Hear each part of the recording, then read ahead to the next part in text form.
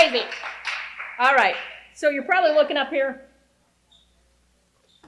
wondering why I've got all this stuff out. You'll figure it out. Okay. Probably not right away. You won't figure it out. I'm going to stick with my notes because if I don't, we're going to still be here tomorrow morning. Okay. It's true. Okay. Today, I am a grateful believer in Jesus Christ. A person in long-term recovery, I have faced abandonment, addiction, domestic violence, trafficking, low self-esteem, grief, unforgiveness, and many struggles and sins. I've often said that if I gave my full testimony, I'd need 5 or 6 hours to cover all the poor judgments, the willful sins, the sorrow, the loss, bad choices, grief, uneducated decisions, places I just put myself in some situations that other people led me to. I'm not going into details tonight because we don't have that much time.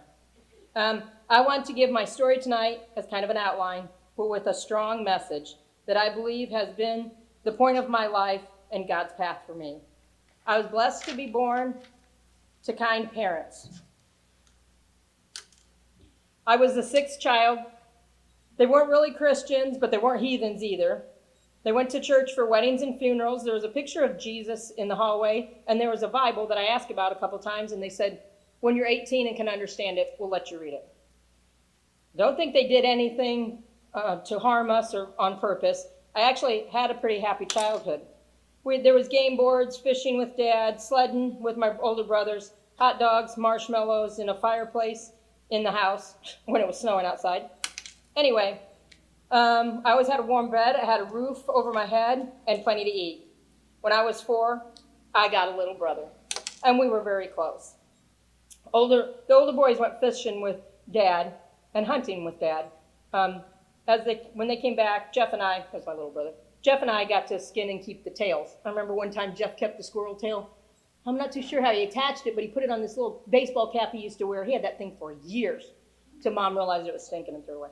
Anyway, sorry, Jeff. I know you're probably going to watch this. So at 8 years old, I learned that Jeff was not really my brother, that he was my nephew, and he was my sister's child.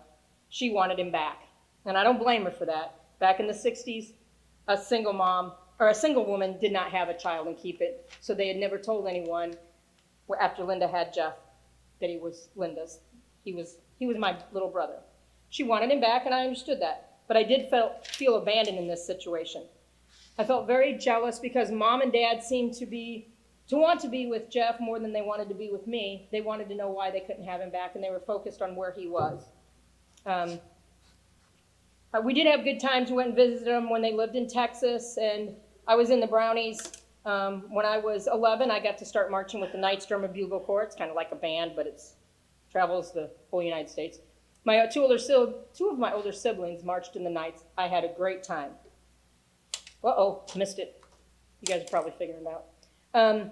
Also that year, my other older sister gave me my first beer, and shortly after that, some hard liquor.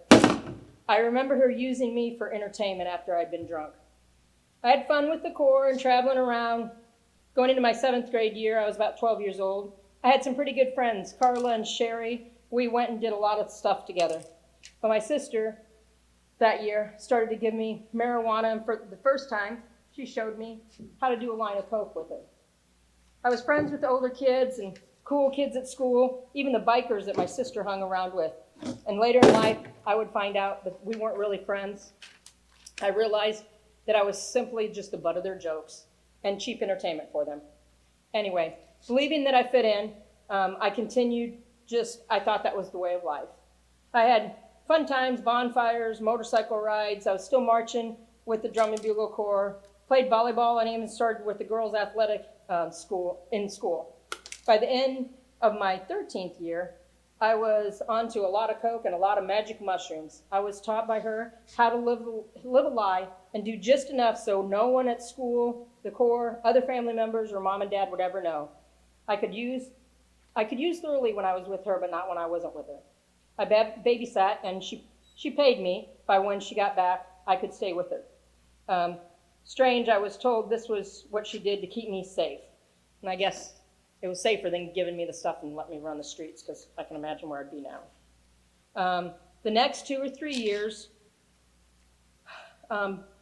Next 2 or 3 years was a lot of drugs, mostly cocaine and magic mushrooms, sometimes marijuana.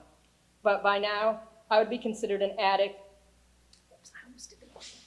I would be considered an addict and a functioning addict. I know everybody thinks, is there really a functional addict? There is. But there was bikers and drugs, but I started to live a double life. I was a cheerleader in high school. Things seemed normal. Things seemed normal for me. I truly don't believe many people knew my whole story. I think they just thought that it was my personality. Sorry, I don't mean to laugh, but they must have thought it was just my personality when I had just a little bit of coke or magic mushrooms and was doing silly things. That was not me. Anyway, I had it all together. I was hiding it pretty well, and I was taught how to balance all of this. Just before my 16th birthday, on a Friday night, I went on a pickup run into the Quad Cities with my sister. Picking up at the motorcycle clubhouse was nothing new. Sometimes we'd be there for a few hours to shoot pool, and then we'd leave. So I thought nothing of shooting pool in another room. And when I came back into the other room, my sister and her boyfriend had left. And I'd asked, she'd never left me there before, and I asked where she was. I was told, don't worry, she'll be back and you'll be safe. Needless to say, I was not. President of the club, Gypsy, took me into the bedroom. I don't need to explain what his intentions were. Somehow, though, all my bad choices, I was still innocent at this time. Looking back now, I believe God was there. Gypsy tried numerous things, but he couldn't perform. Maybe it was the coke, maybe it was something else. He did have a colostomy bag from a gunfight a year or so earlier, but it made him furious. He did other unmentionable things to me, but he just never could get to the point.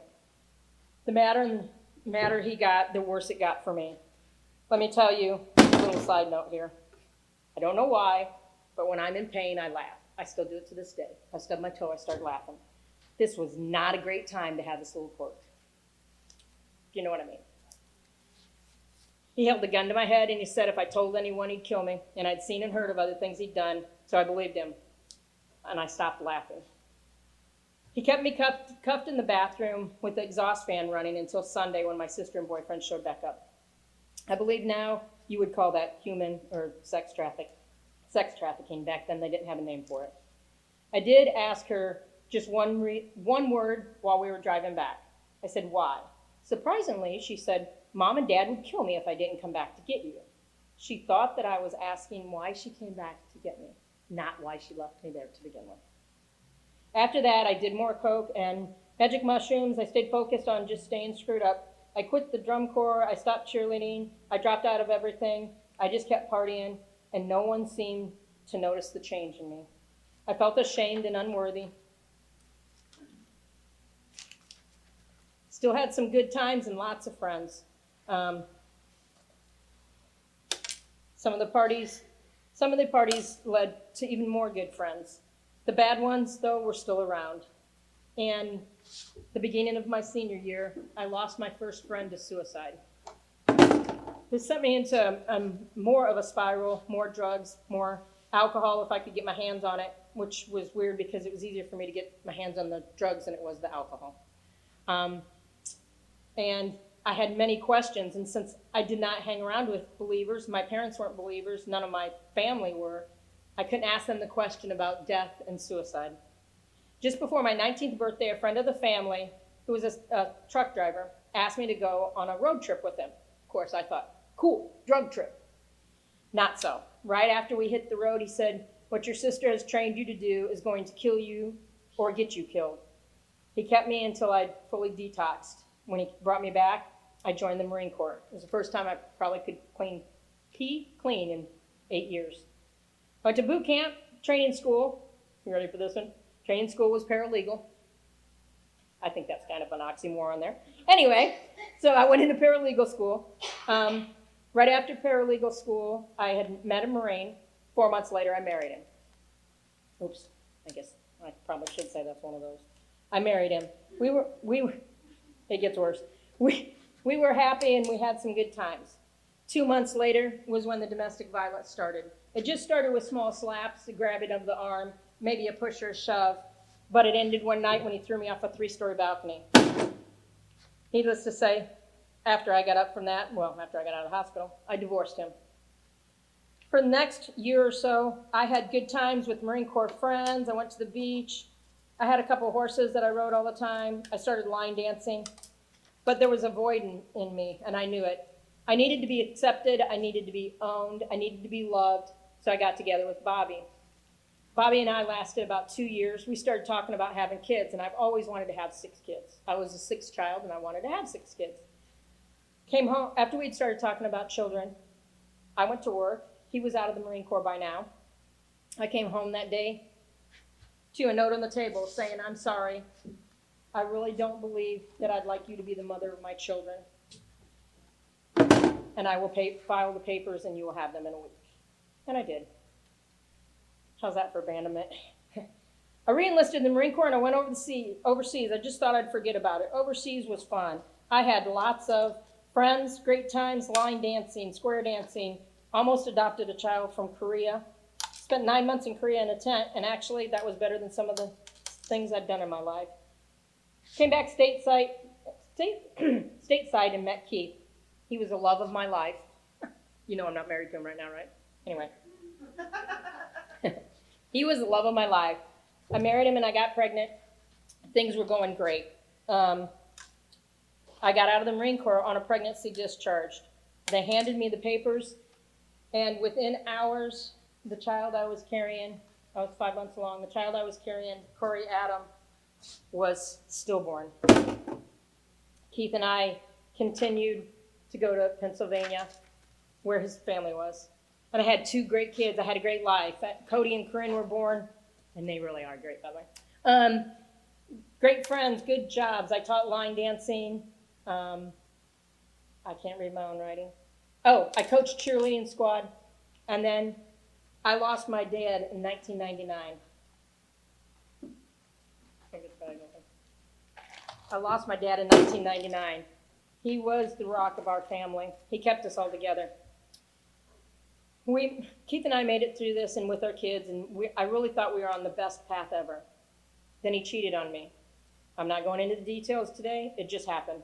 My memories of not being good enough for mom and dad, and them really focusing on other people and not me.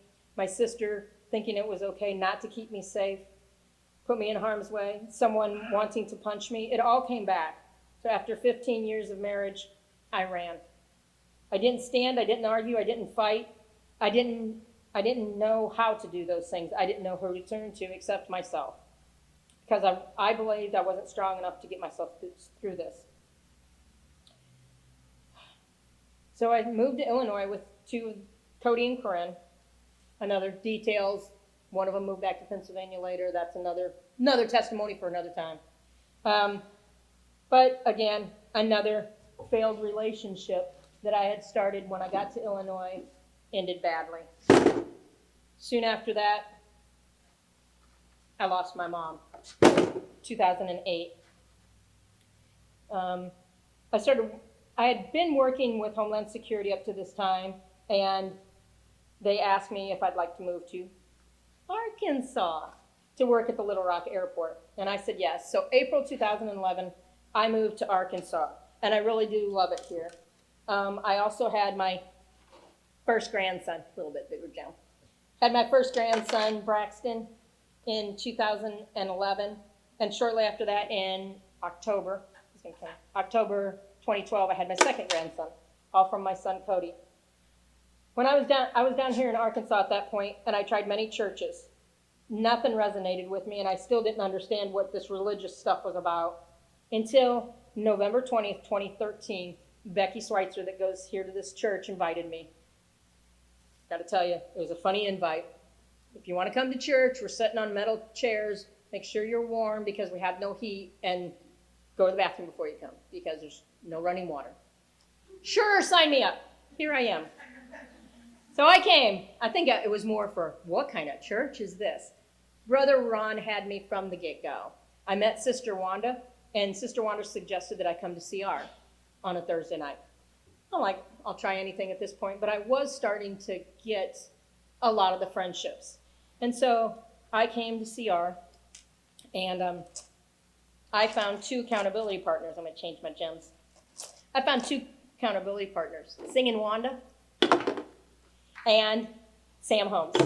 They were my accountability partners, and I leaned on them for everything. I started learning, hearing, listening, questioning, what was all this about? But mostly I was feeling. I truly started to feel him starting to work with me and to walk with me. I believe he was always there, but I hadn't known him, I hadn't accepted him. And on 10/19, today, 2014, Wanda and I got baptized right there. I've accepted God now, and I walk differently. Through Brother George, Sister Donna, and Donann, they have shown me what. I knew I was going to do it right here.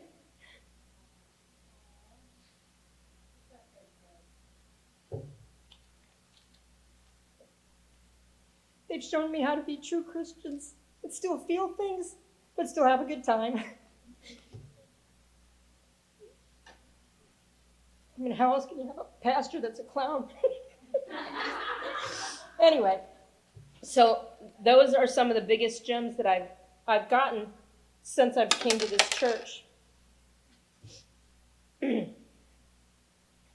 have great friends. I've done step studies. I have teams. I've had a new grandson.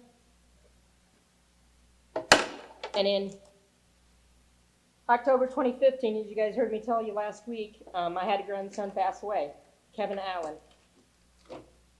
Passed away in the exact same way that my son Corey did. This was a different way that I looked at this now. My death from my son and my death from my grandson are totally different because of how I've got God in my life. I can turn to God and pray and know that he's with him. When I lost Corey, I didn't know that. During this time, my daughter has decided that she doesn't want to have anything to do with me. And through my step studies, I did what step 4 tells me. I'll do it. Tells me to do, and that's to go to the people in your family in your past, explain that they hurt you and apologize for any hurts that you did to them. Open the door, and if they want to say something, they will. If not, just leave it there. All was good and is well with my families and other family members and others that I've done this with. The one who responded with, "You didn't die, and you've done well, so just get over it." Can imagine who that one was. And that's okay, because I've done my part, and I went to her and asked for her forgiveness and left the door open. God will deal with that. So as you see, I've been putting, these are my hurts, habits, hang-ups, the bad things I was doing without God, and they were golf balls. The ones over here are now just pebbles, because I have God in my life. I have many blessings right now. I have a best friend that lives in Illinois named Colleen. She's my rock. I have my animals. I met Jeff in the late 2015. My relationship with my son is very strong, and he's given me 2 more grandsons.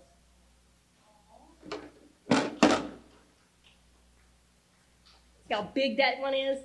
That's a blessing, guys. I gave up Homeland Security in 2018 and poured myself into here, where I thought God wanted me to be. I was a house mom for a recovery home. I started the Cowboy Rescue Ministry. Blessings that he's given me. I'll get to it. I'm not saying that my life is easy. Death comes in and out of our lives. We have family members, friends, children even. I don't live in paradise. I have my daily problems. They're all hard problems. Right now I'm going through some things that I know I need to go to prayer and his guidance. But I'll talk it over with God. I'll have many more blessings. And I even have blessings today with the people that are sitting in this church listening to my testimony right now. They are all friends of mine. I see evidence of God's power and presence in my life because I let him in. I made that decision. Everywhere I look, I can see him. Even in the unpredictable times of today, when it slaps you with a death or someone just simply feels that you are unlikable and walks away from you. Maybe somebody that abandons you. It's all okay because you go to him. Because there is now a quiet knowing deep inside me that keeps me centered in my faith. My problems, my hard times are not as big as golf balls, and my blessings were tiny. If I let Jesus be ever present in my life, my sins and problems are smaller. They're not gone, they're just smaller, because I have him to lean on and go and seek his guidance. My blessings seem brighter and bigger today with Jesus. And there's one other thing, and I meant to get smaller jars and I didn't do it. So you'd think that this is all full of golf balls, and this is all full of my blessings and just little, and this was where I was, and this is where I am. But what's missing out of here and will never be in this jar, and I can fill it with this. Ava asked if she could help me. I'm surprised she's not up here. Because no matter how many blessings and hurts you have, there's always room for God. God's bright. He's colorful. He wants you to have a good life. He was in this one too, except I never saw him. To me, this is what God was. He wasn't colorful. He wasn't bright because nobody explained him to me. That's one reason why I think I'm so focused on Cowboy Rescue and why I wanted to start this ministry. It took me till I was 48 years old to know what God was and who God was. I don't believe I went 48 years without someone stepping up to me and saying, this is God. I really want to be that light for people, that they don't have to go through 48 years of this, that we can get them in their path before they've spent 48 years. This has only been, today, 9 years. But look how big my blessings are in here. Look how the blessings are so huge compared to what they were. It's not that I didn't have them. It's that I was seeing a blessing this size, not a blessing this size, because I didn't know God. So if you know somebody out there that doesn't know God, give them this size of a blessing, not this size. Do the right thing and talk to them. Thanks, guys.